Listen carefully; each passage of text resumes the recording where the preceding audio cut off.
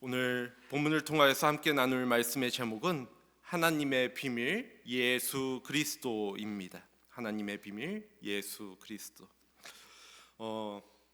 얼마 전까지 한국의 베스트셀러들을 보면 인문학 강좌를 다루고 있는 책들의 판매량이 굉장히 높았던 것을 확인할 수 있습니다. 수년 동안 상당히 높아졌다라고 하는데요. 인문학 강의에 대한 책입니다. 이처럼 현재 사람들이 인문학에 대해서 관심이 많아진 이유는 하루가 다르게 변화하는 이 세상 속에서 어떻게 우리가 살아가야 하는가 하는 질문에 대한 해답을 인문학 속에서 찾고자 하는 그 갈증 때문일 것입니다. 그러나 아쉽게도 인문학을 통해서 인간이 해결할 수 있는 질문은 한계를 가지고 있지요. 인간이 궁극적으로 해결하고자 하는 네 가지 질문이 있는데요. 그것이 나는 어디서 왔는가? 또 내가 이 세상에서 살아있다라는 의미는 무엇인가? 즉 삶의 의미와 목적은 무엇인가? 그리고 나는 어떻게 이 세상을 살아가야 하는가? 마지막으로 내 삶은 어디로 흘러가는가? 다시 말해서 죽음 이후에는 무엇이 나를 기다리고 있는가 하는 이 네 가지 질문입니다. 그런데 안타깝게도 인문학은 우리가 삶을 살아가는 데 있어서 이러한 질문들에 단편적인 지혜를 던져줄지는 모르지만 통합적인 관점으로서 세상을 살아가는 지혜는 공급해주지 못합니다. 그래서 바닷물을 마시면 마실수록 우리가 더욱 갈증을 느끼게 되듯이 인문학 공부는 해답을 주지 못하고 삶에 대한 더 큰 궁금증만을, 더 큰 갈증만을 남기게 되어지는 것이죠. 이처럼 이 세상의 철학, 그리고 문학, 또 역사, 고전을 다 공부해도 인간의 근본적인 문제를 완전히 해결할 분야는 없다라는 것입니다. 인문학자 중에 우리가 그 이름을 한 번쯤은 들어봤을 니체와 같은 철학자, 이 사람과 같이 자신이 이 세상의 모든 문제의 해결책을 찾았다고 주장하는 사람들도 사실은 등장을 했었지만 사실 그들의 사상은 위의 문제들을 해결하는데 아무런 도움이 되지도 못했고 오히려 더 많은 사람들을 허무와 절망으로 이끌었습니다. 그렇다면 인문학이 가진 한계로 인한 인간은 더 이상 존재의 기원, 인생의 참된 의미, 그리고 도덕적인 가치, 죽음 이후의 삶, 이 네 가지 질문에 대한 해답을 발견할 수 없는 것인가? 우리는 그렇다면 이것에 대한 해답을 찾을 수 없는 것인가? 정말 우리는 아무런 대답도 주어지지 않는 그 허망하고 허무한 이 세상에서 하루하루를 그냥 견디면서 살아가야 하는 것인가 하는 질문이 가능할 것입니다. 그런데 이 세상에서 유일하게 앞선 이 네 가지의 질문에 대한 해답을 줄 수 있는 책이 있습니다. 그 책이 바로 성경이지요. 성경은 인류의 기원이 무엇인지, 또 우리의 삶의 의미와 목적이 무엇인지, 도덕적 가치와 옳고 그름의 판단의 기준이 무엇인지, 또 죽음 이후에 인류가 맞이해야 할 운명이 무엇인지에 대해서 하나도 빼놓지 않고 기록하고 있다라는 것입니다. 그래서 삶에 대한 진지한 질문들을 물어본 사람들은 성경을 통해서 인문학이 해결해 주지 못했던 질문들을 해결할 수 있습니다. 그러면 왜 이처럼 성경이 우리에게 주어졌음에도 불구하고 여전히 사람들은 성경을 외면한 채 인문학에 관심을 두고 있는 것일까요? 그것은 사람들이 성경을 진리라고 믿지 않기 때문이겠지요. 여러분들은 어떠하십니까? 성경이 하나님의 말씀이며 성경이 참된 진리라는 것을 정말로 믿고 살아가고 계시는지 질문 드려 봅니다. 만일 이 질문에 대해서 그렇다라고 우리가 대답할 수 있다라고 한다면 이제 우리는 성경을 통해서 인간이 해결하고자 하는 이 질문들에 모두 답할 수 있게 될 것입니다. 이렇게 인간의 모든 질문에 대하여 성경이 주는 해답 가운데는 언제나 하나의 존재가 등장하게 되어지는데요. 그분이 바로 예수 그리스도이십니다.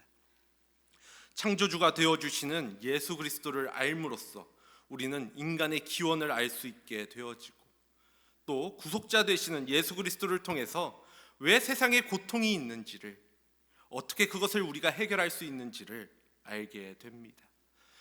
또 만물의 으뜸이시며 교회의 머리 되시는 예수 그리스도를 알므로써 우리가 살아가야 할 인생의 방향을 알 수 있지요. 그리고 화평의 주 되시는 예수 그리스도를 통해 죽음 이후에 우리가 맞이하게 될 미래를 깨닫게 됩니다. 그렇게 예수 그리스도가 누구이신지를 깨닫는 것이야말로 이 세상에서 가장 최고의 지혜를 얻는 것과 같다라는 것입니다. 그러나 안타깝게도 사람들은 성경을 외면하듯이 예수 그리스도를 외면합니다. 하나님께서 보내주신 예수님을 받아들이지 않고 저마다 다른 대답을 찾고자 한다라는 것이죠. 이는 오늘 본문이 배경이 되는 2000년 전에도 동일한 현상이었는데요. 당시 골로새 교회는 이단과 또 거짓 교사들의 거짓 교훈으로 인해서 진통을 겪고 있었던 시대였습니다. 예수님보다 더 나은 지식이 있다고, 예수님이 아닌 다른 길이 있다고 가르치는 이러한 꾀임과 유혹에 당시 교회는 큰 위기를 겪게 되었다라는 것이지요. 바울 역시도 골로새 교회뿐만 아니라 그 주변 지역의 다른 교회들도 이와 같이 이단과 거짓 교사들의 잘못된 가르침이 교회 안으로 침투하여서 성도들을 위기에 빠뜨리고 있다라는 소식을 듣게 되었습니다. 그런데 이러한 이단들과 거짓 교사들이 펼치는 공격에 대비하고 또 승리하는 비결은 이단에 대해서 우리가 연구하고 또 그것이 어떠한 것인지 분석하여 그들의 허점을 찾아내는 것에 있지 않습니다. 물론 그렇게 연구해야 할 전문가들이 필요하겠지만 다양한 형태로 나타나는 이단들에 대해서 또 거짓 교사들에 대해서 우리가 일일이 다 그렇게 대응할 수 있는 것은 무리라는 것이지요. 그렇다면 어떻게 이러한 이단들이나 거짓 교사들을 우리가 대비할 수 있는 것인가? 오늘 말씀에 그 해답이 있는데요. 본문 2절 3절 말씀은 이렇게 기록하고 있습니다. 이는 그들로 마음의 위안을 받고 사랑 안에서 연합하여 확실한 이해의 모든 풍성함과 하나님의 비밀인 그리스도를 깨닫게 하려 함이니 그 안에는 지혜와 지식의 모든 보화가 감추어져 있느니라. 즉 우리가 이단들이나 거짓 교사들을 대비하기 위해서는 하나님의 비밀인 예수 그리스도를 깨달아야 한다, 알아야 한다라고 말씀하고 있다라는 것이죠. 왜냐하면 그 예수 그리스도를 아는 그 안에는 지혜와 지식의 모든 보화가 감추어져 있기 때문이라는 것입니다. 하나님의 비밀인 예수 그리스도를 깨달아 알게 되면 그 안에 있는 보화와 같은 그 지혜와 지식을 가지게 되기에 이단의 가르침에 또 거짓 교사의 가르침에 그 혼동에 속지 않을 수 있게 된다라는 것입니다. 그 기준이 분명하기 때문에 말이지요. 그래서 바울은 골로새 교회에게 편지를 씀으로써 예수 그리스도가 어떤 분이신지 정확하게 전달하고자 하였습니다.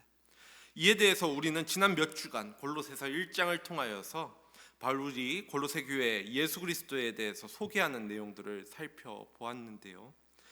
그렇게 이러한 이단들과 또 거짓 교사들의 거짓 교훈으로 몸살을 앓고 있었던 골로새 교회를 향하여 다시 한번 바울은 가장 먼저 예수 그리스도를 계속해서 알아갈 것을 권면하였습니다.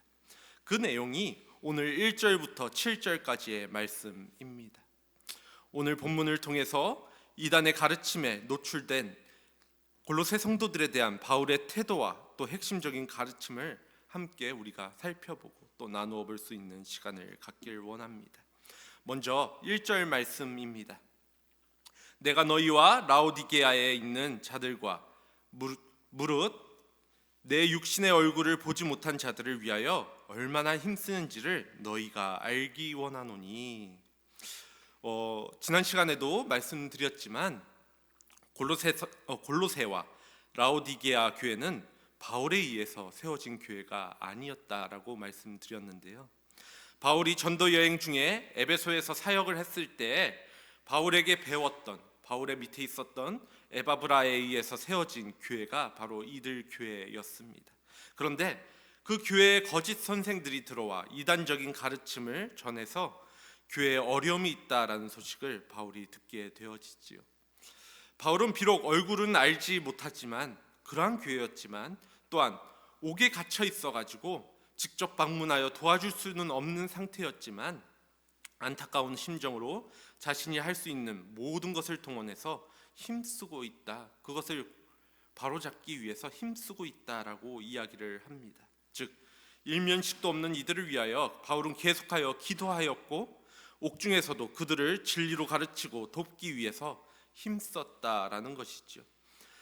그리하여서 바울은 골로새 교회 성도들이 그들의 마음에 위로를 받고 교회가 사랑 안에 연합하여 모든 성도들이 하나님의 비밀이신 예수 그리스도에 대한 깨달음이 더해가기를 소망하였습니다. 이렇게 바울이 얼굴로는 알지 못하지만 그들을 위해 힘쓰는 목적이 있었는데요. 그것은 앞서 잠시 말씀드린 것처럼 하나님의 비밀인 예수 그리스도를 깨닫게 하기 위해서였지요. 본문 2절 말씀 우리가 다시 한번 보도록 하겠습니다. 이는 그들로 마음의 위안을 받고 사랑 안에서 연합하여 확실한 이해의 모든 풍성함과 하나님의 비밀인 그리스도를 깨닫게 하려 함이니. 오늘 이 비밀이라는 단어를 살펴보면 또 생각해보면 오늘날 기성교회에서는 조금은 찾아보기 어렵지만 이단들이 이 단어를 참 좋아한다라는 것을 생각해보게 됩니다. 이단들 광고를 보면 거듭남과 제사함의 비밀, 또 요한계시록의 비밀의 세계가 열렸다라는 등의 이러한 말들을 사용하면서 자신들만이 은밀히 알고 있는 그 지식이 있고 자신들만이 그 안에서 자신들 그룹 안에 들어온 자들만이 구원을 얻을 수 있다라고 가르치지요. 그런데 성경이 말하는 비밀은 그러한 비밀이 아닙니다. 하나님의 비밀은 오직 예수 그리스도이시지요. 그 위에 다른 것을 말하는 것은 모두 이단이라는 것입니다. 그렇다면 왜 그리스도가 하나님의 비밀일까요? 구약의 이스라엘 백성들도 하나님께서 메시아를 보내주실 것을 알았고 구원자 메시아를 기다렸습니다. 그리고 그들은 힘이 지배하는 세상에서 자신들의 구원자가 되려면 물리적으로 또 굉장한 능력이 있는 힘이 있는 존재여야 그러한 존재가 메시아여야 한다라고 생각했다라는 것이죠. 그런데 구원자 예수가 우리와 똑같은 사람으로 오셨고 너무나도 평범하였으며 심지어 세상의 권력자에게 큰 소리 한번 쳐보지 못하고 힘없이 십자가에서 죽임당하셨습니다. 세상의 권력으로부터 구원해 줄 것이라고 기대했는데 세상의 권력에 의해 죽임을 당하신 예수님을 누가 당시 유대인들이 생각할 수 있었을까라는 것이지요. 그런데 이것이 하나님의 지혜이자 비밀입니다. 그 누구도 상상하지조차 못한 십자가에서 죽으신 예수님께서 부활하심으로 모든 잠자는 자들의 첫 열매가 되셨기 때문이지요. 세상 어떤 지혜와 지식으로도 해결할 수 없는 죽음이라는 문제 앞에서 그 앞에 무기력할 수밖에 없는 죄인을 대신하여서 흠이 없는 의인이 죄인을 대신하여서 죽으심으로 하나님의 구원의 은혜가 모든 죄인들에게 임하는 영원한 생명의 길을 열게 하여 주신 분이 바로 예수님이시라는 것입니다. 그래서 우리는 이것을 비밀이라고 말하는 것이지요. 하나님의 비밀인 예수 그리스도 안에 하나님의 지혜와 지식이 감추어져 있기 때문입니다. 그 모든 것이 감추어져 있기 때문에 그래서 성경은 우리를 구원하신 그리스도를 아는 것이 이 세상에서 가장 귀한 것이라고 이야기를 합니다. 그러나 세상 사람들은 예수 그리스도에 관한 지식을 전혀 귀한 것으로 생각하지 않습니다. 왜냐하면 일반적으로 사람들은 눈앞에 유용한 지식 혹은 이득이 되는 지혜에만 관심을 갖기 때문입니다. 예를 들면 우리가 어떻게 하면 연봉을 더 얻을 수 있는가, 더 큰 집에서 살 수 있는가 같이 눈에 보이거나 당장 손으로 만질 수 있는 유용하고 이익이 되는 지식을 갖는 것에만 가치를 여기면서 살아가게 된다라고 생각하고 또 나의 생활에 보다 도움이 되고 사람들 사이에 인기와 명예를 얻을 수 있고 권력을 손에 얻을 수 있도록 도움이 되는 지식을 더 선호하게 되기 때문이지요. 그러나 예수 그리스도에 대한 지식은 무가치한 지식으로 생각하게 되는 것이지요. 우리가 사람들에게 복음을 전하는 것이 힘든 이유가 바로 거기에 있습니다. 대부분의 사람들은 그리스도에 대한 지식이 그들의 삶에 별로 도움이 안 된다라고 생각하기 때문에 말입니다. 그래서 그러한 분들에게 예수 그리스도를 전하면 이러한 얘기가 돌아오기 쉽습니다. 예수가 내 인생에 밥 먹여주냐고, 예수가 나에게 돈 벌어주는 거 맞냐고 말입니다. 이처럼 세상에는 자신의 생활에 당장 유용하거나 이익이 되는 지식만을 선호하는 풍조가 있기에 복음을 전하기 쉽지 않다라는 것이지요. 심지어 우리 그리스도인 가운데서도 이러한 세상의 풍조에 휩쓸려서 예수님을 아는 것이 왜 중요한지 못 느끼지 못하고 살아가는 분들도 많이 있습니다. 안타깝게도 예수님을 단순히 천국 가는 티켓 값을 대신 지불해 주신 분, 그 정도로만 생각하고 살아가는, 또 그 정도로만 알고 살아가는 분들이 교회 안에도 있다라는 것입니다. 하지만 성경은 예수 그리스도를 아는 지식이야말로 이 세상의 지식이 줄 수 없는 그 어떤 유용한 지식보다도 가치 있는 지식이라고 말할 수 있다라는 것을 기억하실 수 있기를 바랍니다. 오늘 본문 3절 말씀입니다. 그 안에는 지혜와 지식의 모든 보화가 감추어져 있느니라. 이렇게 예수 그리스도 안에는 지혜와 지식의 모든 보물이 감추어져 있습니다. 마치 수십만 개의 돌을 가지고 있어도 다이아몬드 하나보다 그 가치가 적은 것처럼 예수 그리스도를 아는 지식을 가지고 있는 것이 이 세상에 어떤 지식을 갖고 있는 것보다 더 소중하다라는 것이지요. 그래서 빌립보서 3장 7절에서 8절 말씀을 보면 바울은 그러나 무엇이든지 내가 유익했던 것을 내가 그리스도를 위하여 다 해로 여길 뿐더러 또한 모든 것을 해로 여김은 내 주 그리스도 예수를 아는 지식이 가장 고상함을 인함이라. 내가 그를 위하여 모든 것을 잃어버리고 배설물로 여김은 그리스도를 얻고라고 고백하고 있습니다. 바울은 이전에 자신이 유익하다고 생각했던 것을 자신이 예수님을 믿고서 돌이켜봤더니 다 해로운 것으로 여겨지기 시작했다라고 고백하고 있는 것입니다. 또한 구세주 되시는 예수 그리스도를 아는 지식이 가장 존귀하고 가치 있기 때문에 그 지식을 얻기 위해서 세상의 모든 것을 다 잃어버려도 괜찮다라고, 예수 그리스도의 지식을 얻기 위하여 세상 지식은 다 쓸모없는 배설물과 같이 과감하게 버리겠다라고 바울은 이야기하고 있는 것이지요. 우리가 찬송가의 가사 중에 주 예수보다도 귀한 것이 없네라는 귀한 것은 없네라는 곡을 대부분 잘 알고 계실 것입니다. 이 찬양의 가사가 이러합니다. 주 예수보다도 귀한 것은 없네. 이 세상 부귀와 바꿀 수 없네. 영원히 죽을 내 대신에 돌아가신 그 놀라운 사랑 잊지 못해. 세상 즐거움 다 버리고 세상 자랑 다 버렸네. 주 예수보다 귀한 것은 없네. 예수밖에는 없네. 어떻게 이러한 고백이 우리에게 가능할 수 있는 것인가?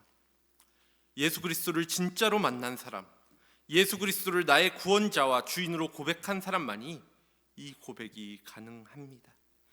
예수님 만나고 보니까 하나님의 구원의 은혜와 하나님의 지혜는 모두 예수 그리스도 안에 있기에 진짜 이 세상에 예수보다 더 값진 것은 없구나.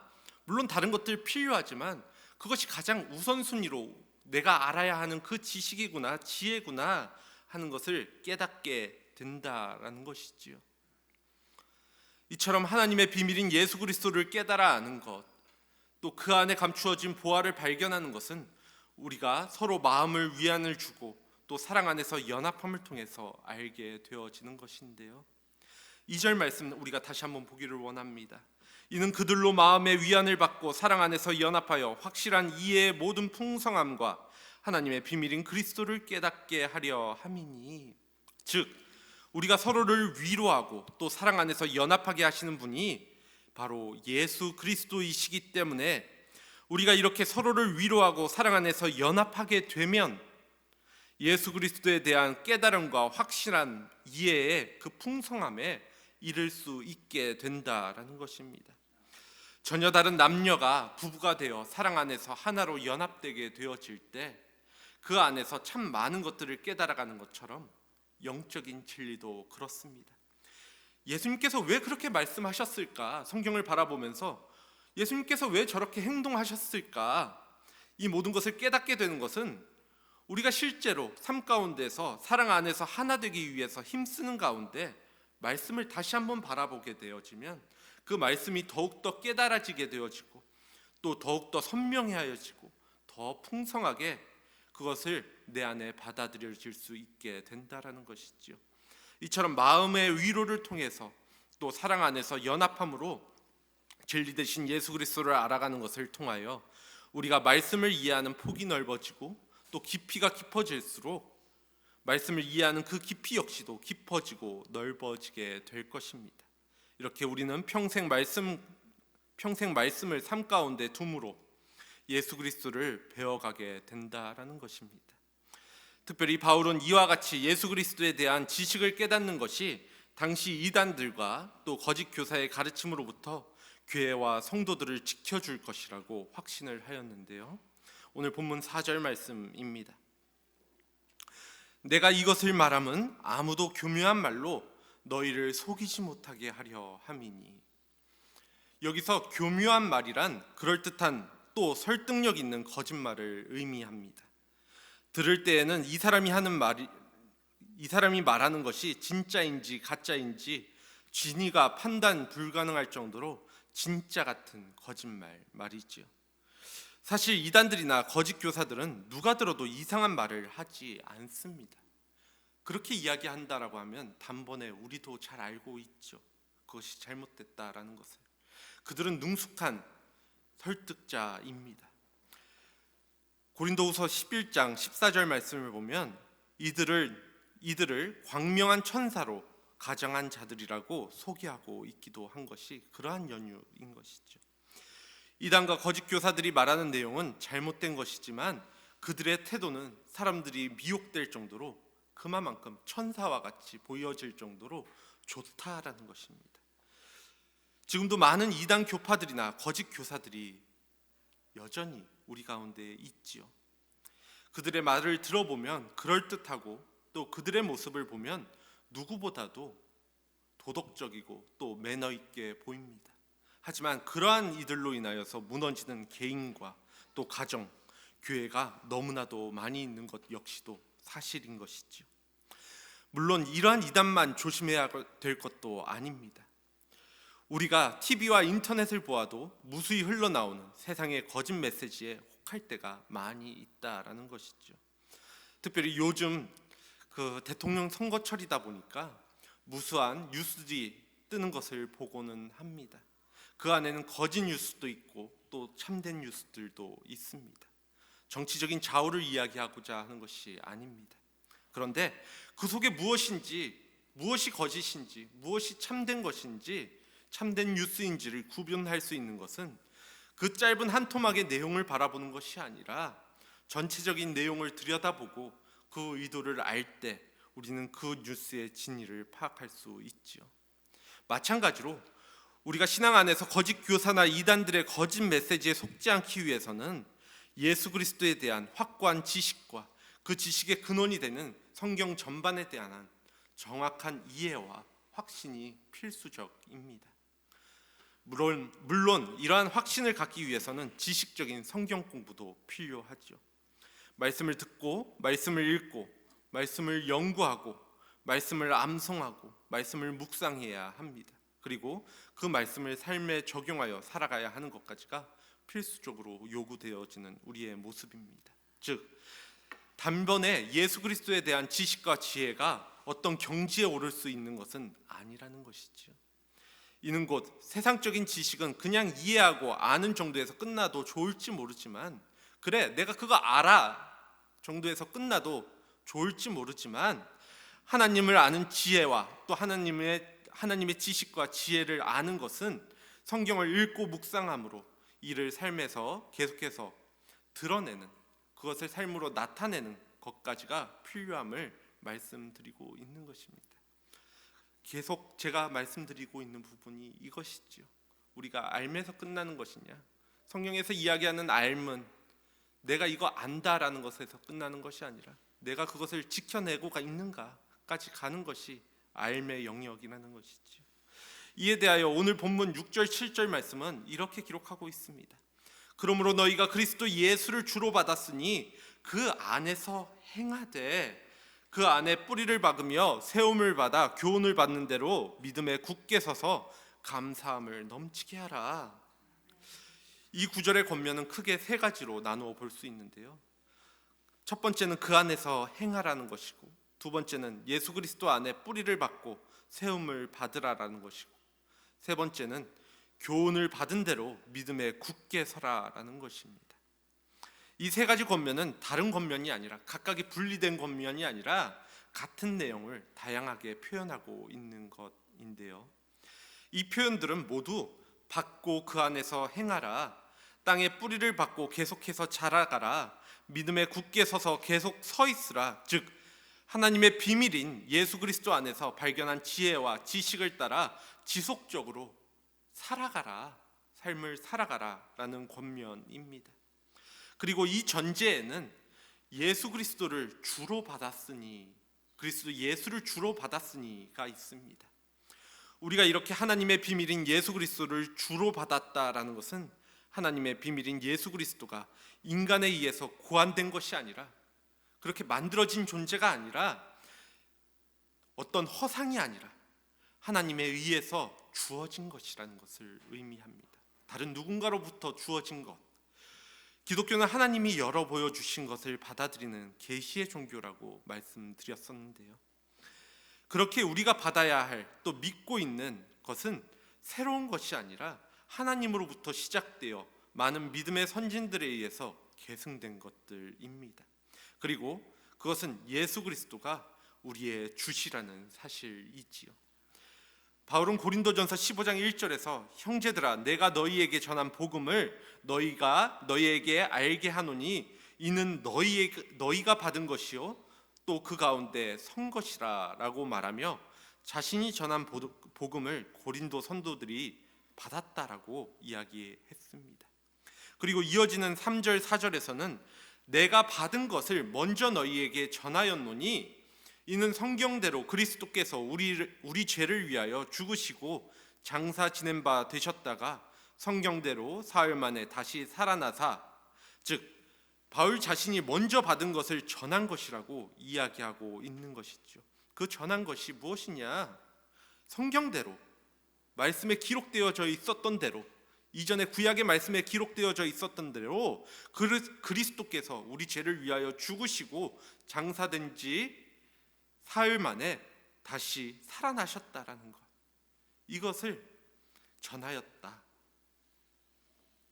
이전에 없던 것이 새로 만들어진 것이 아니라 처음부터 있었던 것이 바울에게 전하여졌고, 또 바울이 이를 다른 이들에게 전하고 그들이 받게 되었다라는 것입니다. 그렇게 그들에게까지 전달되었고, 또 2000년의 시간이 지나 지금 우리에게까지 오게 된 것이 바로 우리 죄를 위하여 죽으시고 성경대로 부활하신 예수님이 주시라는, 우리의 주인 되신다는 그 진리의 말씀입니다.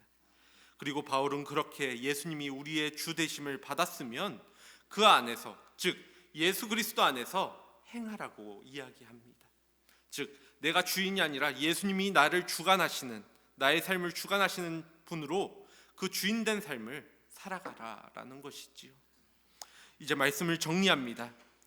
오늘 우리는 이단과 거짓 교사들의 가르침에 노출되어 있었던 골로새 교회를 향하여 권면하는 바울의 모습과 그 메시지를 함께 살펴보았습니다. 바울은 이단과 거짓 교사들의 교묘하게 또 그릇된 가르침에 노출되어 있었던 골로새 성도들에게 예수 그리스도 안에는 세상의 모든 지혜와 지식이 보화와 같이 감추어져 있으니 이 하나님의 비밀인 예수 그리스도라는 이 진리를 바로하는 것이 가장 중요하다라고 이야기하고 있죠. 우리를 위하여 이 땅에 오셔서 십자가에 죽으시고 부활하신 예수 그리스도, 이분을 통하여 죽을 수밖에 없었던 우리가 영원한 생명을 얻을 수 있게 되었고, 죄로 인하여 관계가 끊어졌던 우리의 창조주 되신 하나님과 다시 평안을 누릴 수 있게 되었습니다. 이처럼 예수 그리스도 안에 그분을 아는 지식과 지혜, 그 안에 하나님의 놀라운 비밀, 하나님의 지혜와 지식의 모든 보화가 담겨져 있습니다. 그러니 그리스도 외에 다른 것에서 무엇인가 새로운 것을 찾으려 하거나 이단들이나 세상의 거짓된 가르침 속에서 흔들리거나 현혹되지 마시기 바랍니다. 이렇게 우리가 예수 그리스도를 바르게 깨닫기 위해서는 당연하게도 더욱 말씀을 알아가야 하고 또 서로를 위로하고 사랑 안에서 연합할 수 있어야 한다라고 말씀드렸습니다. 왜냐하면 우리가 예수 그리스도를 바르게 깨닫고 분명하게 알게 된다라는 것은 곧 예수 그리스도가 나의 삶의 주인님을 인정하는 것이고, 그렇다면 우리는 예수 그리스도의 말씀에 따라 삶을 살아가게 되어 있는 것이 당연한 수순이기 때문이죠. 실제로 바울은 골로새 교회가 어려운 상황 가운데 있으면서도 이러한 삶을 살아갔다라고 이야기하면서 이를 기뻐하였습니다. 본문 5절 말씀인데요. 이는 내가 육신으로서는 떠나 있으나 심령으로는 너희와 함께 있어 너희가 질서 있게 행함과 너희를 그리스도를 믿는 너희 믿음이 굳건한 것을 기쁘게 봄이라. 여기서 질서 있게 행하였다라는 것과 너희의 믿음이 굳건하였다라는 것이 이때 당시의 용어로 보면 군대 용어인데요. 적군의 공격에도 흐트름 없이 오와 열을 맞추어 진영을 갖추고 있는 모습, 어떠한 공격에도 흐트러지지 않는 모습, 그리고 자신의 자리를 이탈하지 않고 마땅히 감당해야 하는 그 군인으로서의 그 역할을 감당하는, 그 역할에 충실하게 서 있는 모습, 그것을 가리키고 있는 것이 이 표현들입니다. 그렇게 골로새 교회는 이단들의 공격과 또 거짓 교사들의 거짓 교훈에도 불구하고 흔들리지 아니하고 신앙을 굳게 지켜냈음을 듣고 바울은 기뻐하였다라는 것입니다. 분명 하나님께서도 이 시대의 교회가 거짓 세력들로부터 참된 진리를 지키는 수호자로 이 세상을 살아가기를 원하실 것이고, 또 그러한 이들을 바라보며 기뻐하실 것입니다.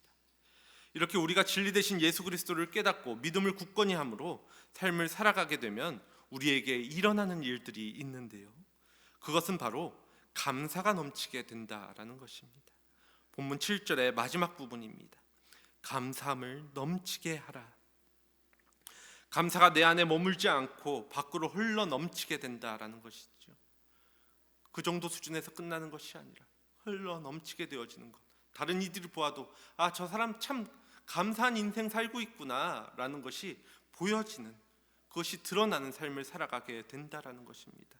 이 감사는 남들이 없는 것을 가졌기 때문에 나오는 감사가 아닙니다. 남들이 없는 부유함을 가졌기 때문에, 물질적으로 풍요하기 때문에 나오는 감사가 아니고, 남들이 얻은 없는 그 권력과 명예를 가졌기 때문에 나오는 감사도 아니죠. 오랫동안 바라고 원하는 일이 이루어졌기 때문에 나오는 감사도 아닙니다. 물론 이러한 것들도 감사이겠지만 이러한 것들은 세상 사람들도 동일하게 할 수 있는 감사이지요. 이러한 감사는 상황에 따라서 변하는 감사입니다. 그 상황이 변하게 되면 그 감사는 감사가 아니라 원망으로 돌아가게 되어 있습니다. 하지만 성경이 말하는 내면으로부터 그 흘러 넘치는 감사라는 것은 하나님의 비밀이신 예수 그리스도가 나의 주인이라는 것, 그래서 그 안에서 행하여 누리는 깊고 친밀한 교제 때문에 고백할 수 있는 그 감사입니다. 나 중심적이던 삶의 패턴이 점점 주님 중심으로 변화되는 것이 기쁨으로 다가오는 감사이고, 말씀을 깨닫고 그 안에서 더욱 견고히 서가는 나를 발견해가는 그 감사입니다. 또 내 안에 감사가 흘러넘쳐서 주변 사람에게도 전해지는 그 감사이지요. 하나님의 비밀이신 예수 그리스도를 더욱 알아감으로, 또 그 삶에 따라서 그 삶을 살아감으로 예수님 덕분에 이러한 감사가 흘러넘치는, 또 그것이 우리의 삶의 기쁨이 되어질 수 있는 한사랑교회 공동체 모두가 되어지기를 간절히 소원합니다. 이 시간 함께 기도하도록 하겠습니다.